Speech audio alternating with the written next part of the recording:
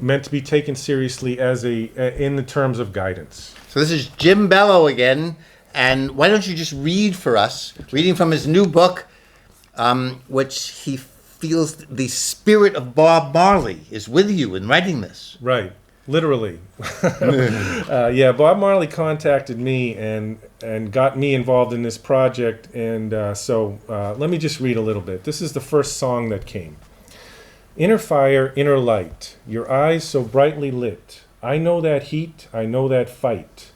I'm here to tell you how to go. We are together, it's always so. I see the mountain, it's so high. Shoulder to shoulder you stand with I. Don't look down, it propped you up. That mountain's there 'cause of your light and touch. In your shining light and fire. It's under you 'cause you're the higher. Simple people smiling right, simple people standing high, with your eyes burning bright on the mountain above the sky. Thank you. Whoa.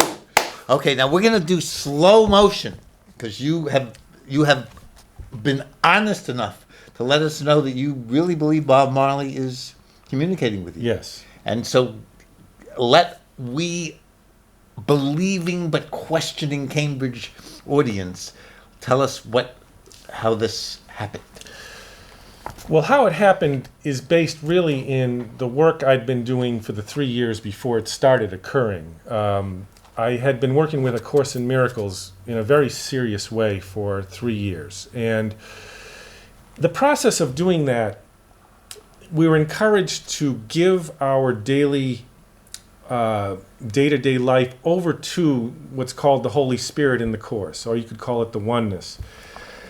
And so I had been doing that every day for quite a long time, just in my daily meditation, giving my day over to the Holy Spirit to guide. So what does this actually mean? So you sit alone, or? Yes, it's just a morning meditation. I just sit, and the way I get still is by becoming aware of my breath. So that's how to get out of the thinking apparatus. Yes. Just get away from thoughts. Yes. And I just express the intention to be given to receive whatever it is I need to receive. So for me, meditation is a highly receptive, passive, receptive state. And you say it out loud or inside yourself? I inside. You say, and what are the words again? I'm sitting, following my breath. What do you have for me today? Wow! What is it that I should be receiving today? You know what? And also, more than that, more than getting a specific download, it's more like I'm going to give you today, so that I know that whatever happens today, your hand is involved in it. So whether it's a nasty thing or a great thing, I know that the Holy Spirit's involved in it. And so I can release my judgment of it. That's why it's called forgiveness, to give before. And so I forgive the day before it begins. So what was your life like before you started doing this? Were you in like big trouble and you needed a lot of help, or? No, but I had fear in my life. And A Course in Miracles is designed to remove the blocks to love. And those blocks to love, the awareness of love's presence, the blocks to the awareness of love's presence, to remove those is the how-to of A Course in Miracles. So you were living. Jim lives in central New York, upstate New York, near Cooperstown. Near Cooperstown, yes. And you're a very successful framer of pictures. Yes, I make my living framing pictures and taking great works of art and framing them also. Right. And even learning how to brush them so that they look like paintings. Yes, there are all kinds of techniques. Yes, you haven't been arrested yet, though. No. Yes. So was that your fear, that they would come and find out that No. these look too much like Renoir to be? No. My fear was like anybody else's fear. Lack of money and being alone. Those were probably my two chief fears in life before I met the Course. Oh, but because you were doing well with the framing. Yeah, well is a relative thing. You know, working in a small picture framing business, you reach a certain plateau. I mean, I can frame 40 pictures a week, or I can frame 60, but then it's kind of plateau. You're not going to I'm not going to be driving a Lamborghini by doing this. That is so sophisticated that I don't even know what a Lamborghini is, but I know it's something I won't be driving either. It's a marvelous car. So I was making a living, but that's fun. It's good you mention it that way, because my fear of not having enough money went counter to all the proof that I was being taken care of just fine. And you had enough money. Yes. But we get scared. I just got scared myself. The IRS said I owed them another $4,000. Yeah. It shook me up. It's frightening, yes. So even though I have it. Right.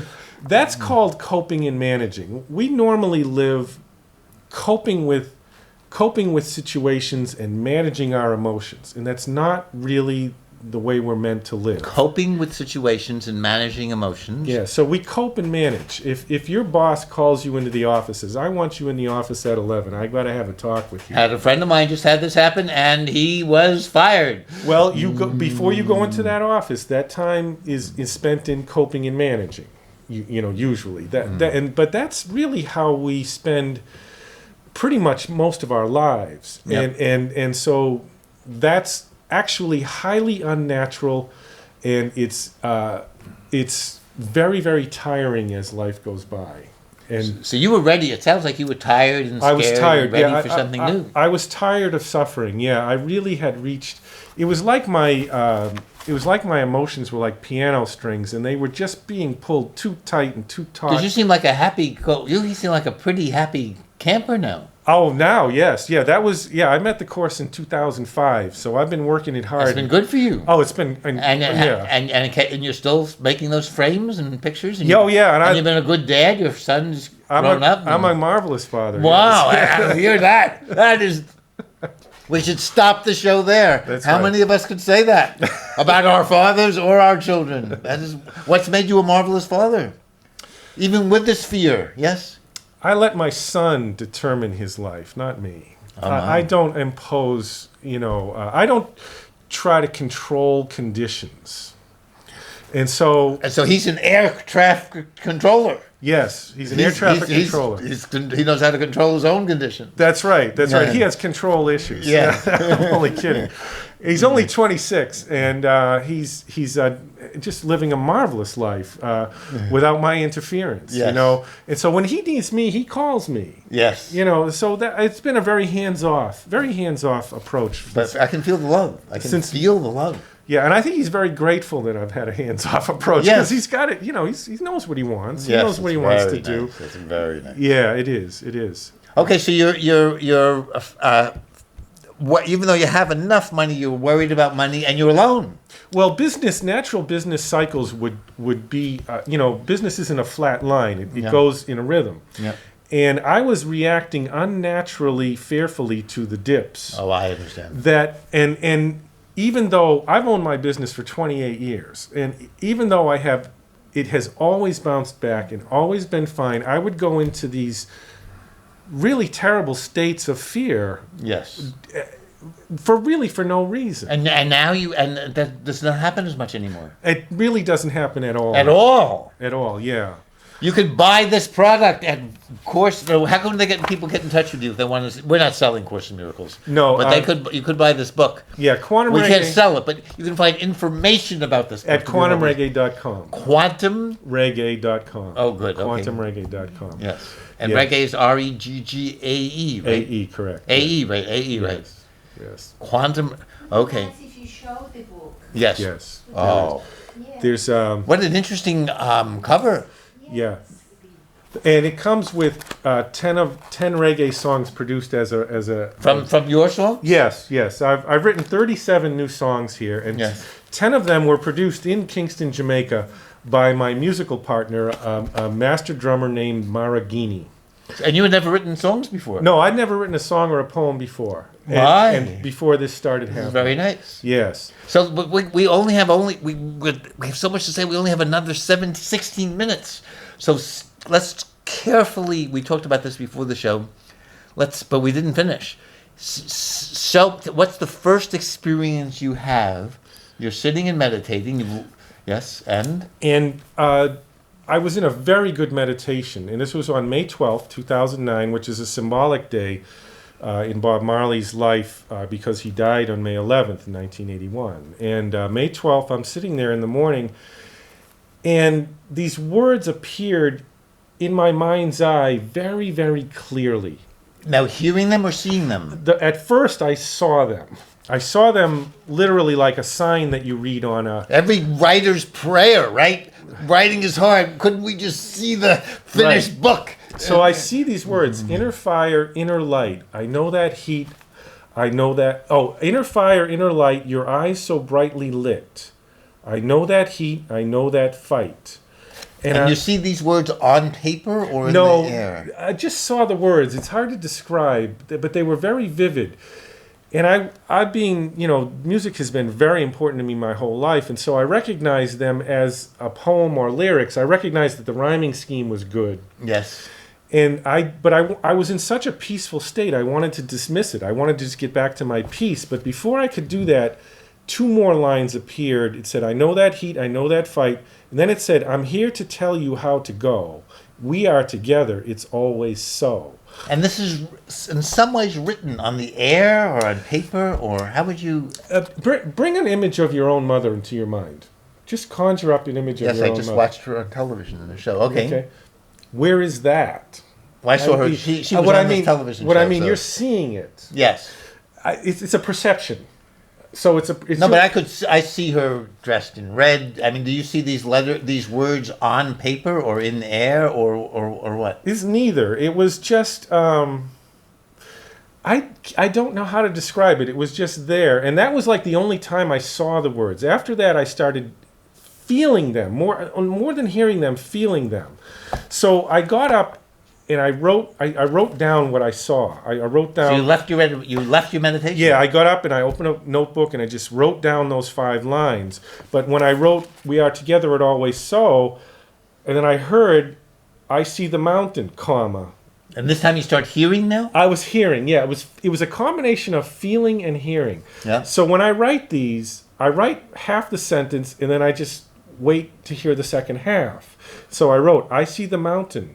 And no editing. This is this is the first draft. I see the mountain, it's so high. Shoulder to shoulder you stand with I. Don't look down, it propped you up. That mountain's there because of your light and touch. In your shining light and fire, it's under you because you're the higher. So what is it now? Let's look really, because I'm a writing teacher and a songwriter myself. So what does this mean? Yeah, what does this mean? Let's look at this carefully. Okay, it's called simply. Did the title come to you? The title was given immediately. Simple People. Yes. It's the second stanza is saying that. I see. Let's begin with the first, though. Yes. All right. They're written in the first person. All the songs are written in the first person. So that's the way I can explain it in terms of practicality is Bob Marley is speaking from the oneness to us directly, and with this message. Well, those are your frames of this, but I'm just sticking with the experience at the moment. So inner fire, inner light, your eyes so brightly lit. Let's just stop with those. Okay. Now you're seeing this now. Yeah. And what does this mean to you, either then or now or both? That we have an inner light in us, inner fire, inner light, your eyes so brightly lit. I know that heat, I know that fight.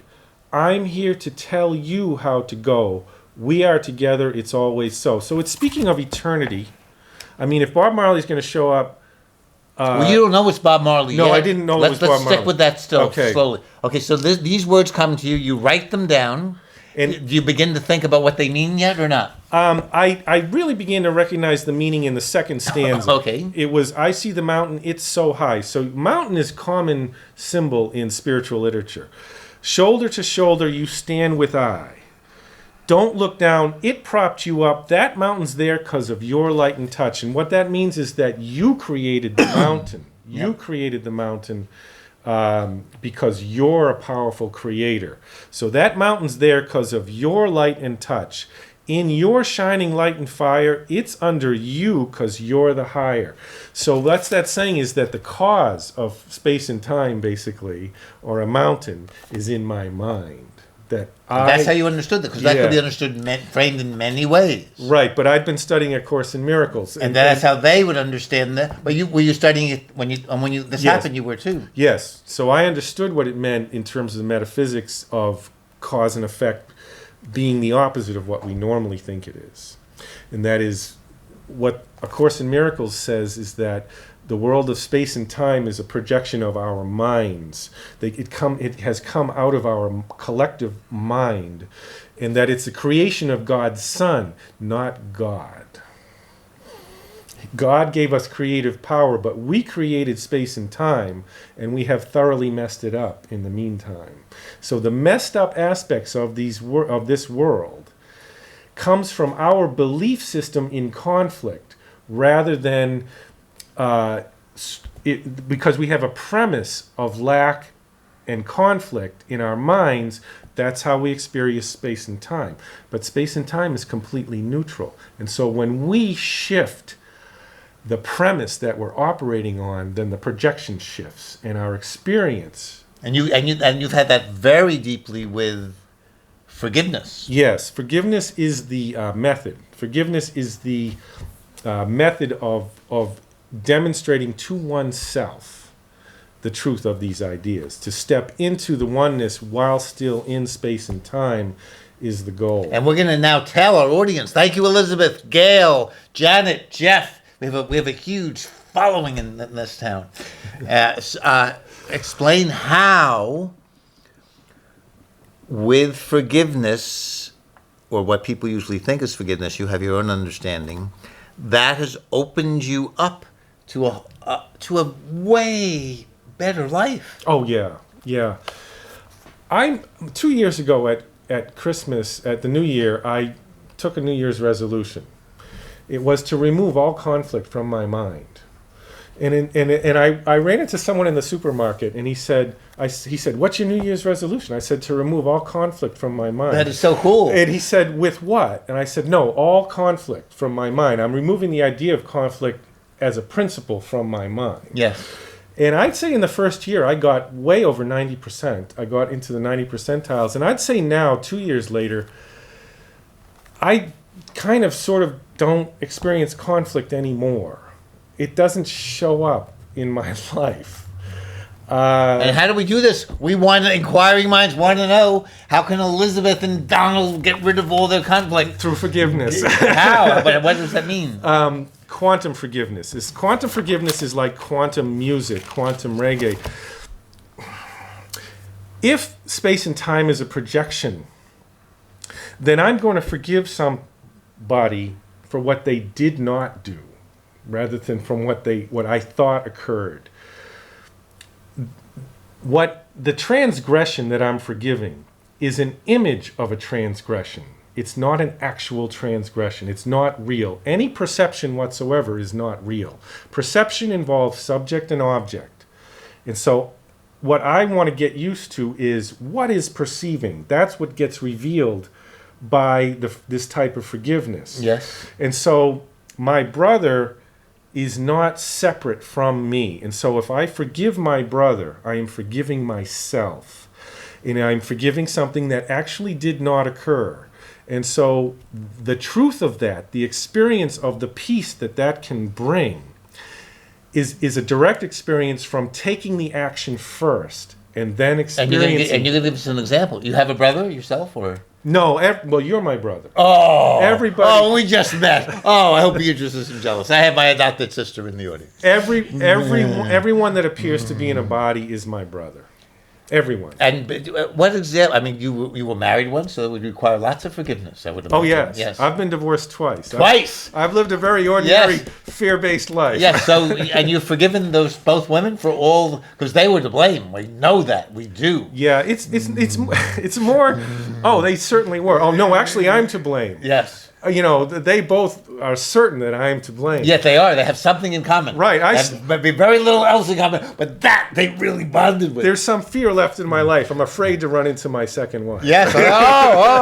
So how's that going to work? We have someone here, direct from Argentina, who can play the second wife. So let's imagine you're running into the second wife now. How is this, all your new wisdom, going to work? Quantum reggae, we need you now. Well, I've taken the wise action of forgiving the day before it began. Okay, which means in my morning meditation, I say any conflict that arises, I'm going to ask you how to perceive it. I'm going to ask you for a new perception, my guide, the Holy Spirit. And what I'll do is when something nasty happens, my emotions very quickly register that I'm not peaceful. Yep. And that's my tripwire for I'm going to cease interpreting the situation.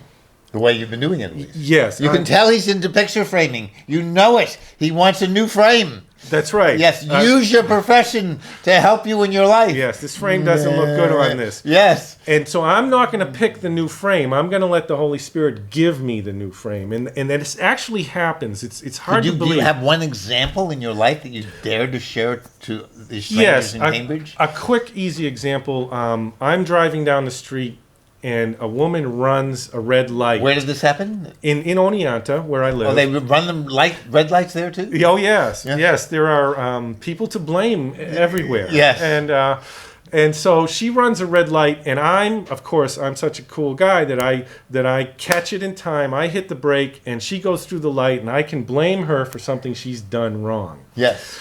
And so I'm like all upset and like blaming her, and then I stop and I realize I don't like what I'm feeling. And so the emotional guidance system has gotten me that far, and so the Course has taught me to suspend my judgment. I'm like, okay, the Course says if you're feeling anything you don't want to feel, that means you're interpreting the situation wrong. It's not the situation that is the problem. It's your interpretation of it. And so I cease, because I don't know how to look at this, I cease my interpretation. And I leave the space empty and I ask for a new perception. And I say, okay, how can I perceive this differently? And the perceptions that are giving are always very loving. And so what drops in is it says, look around. I look around and I'm in front of a hospital. And then it says, it's like this notion comes into my head. Well, maybe her husband just died in her arms. Maybe she just found out she had cancer 10 minutes ago. Maybe, But what can we do who are not picture framers? We don't have a greater self as a picture framer. No, but you do have your connection to the oneness. All spiritual work is simply to become aware of the fact that we already are completely and totally in the oneness. We're just not aware of it. So spiritual work simply means, it's called a journey without distance to a goal that has already been reached. It's just my awareness of the fact that I'm living in the oneness is what needs to be brought about. And so this loving perception allows me to forgive my brother and say, oh, there's a damn good reason she ran that light. And even if there wasn't a good reason, I'm still free. See, this is where freedom is. Bob Marley said, none but ourselves can free our minds. And he really nailed it on that. Emancipate yourself from mental slavery. None but ourselves can free our minds. And this is the key. Since our minds are at cause for the physical events in our lives, when we switch the premise from fear-based lack, I'm at the mercy of the world, to Holy Spirit's got my back and he's going to take care of everything. I let the Holy Spirit pay my rent. I let the Holy Spirit keep me safe when I'm driving. God was offering to pay my rent. It took 3 years for me to accept it. So this is a process of accepting the fact that everything is really okay, which is very hard to believe. And so, isn't that his song? It's going to be all right. Everything's going to be all right. That's right. Every little thing's going to be all right, because it already is. And so this is a how-to book. It's a how-to book. It lays out the metaphysics of quantum reggae, the metaphysics of reality.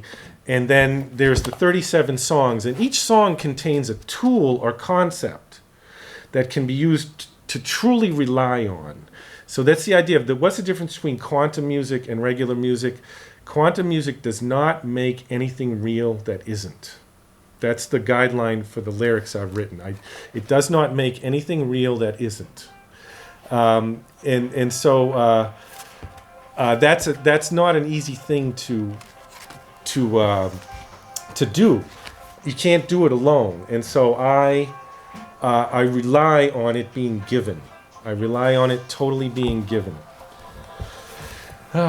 So maybe we can hear these words again, or maybe the last words of the book. Would that work? Or maybe some part that you would like. Let me just pick. I shouldn't have said that because we have 20 seconds to say goodbye. Okay. Time flies even though time isn't real, it flies when you're having fun. And Bob Marley has returned to help us out. And they can get this where? At quantumreggae.com. Quantumreggae.com. Thank you again, Gail, Elizabeth, Jevin. Thank you so much. My pleasure, Brian. Yes, it's been a pleasure. Thank you. And thank you, audience. And we're off. Okay. Excellent. Oh, wow. And she doesn't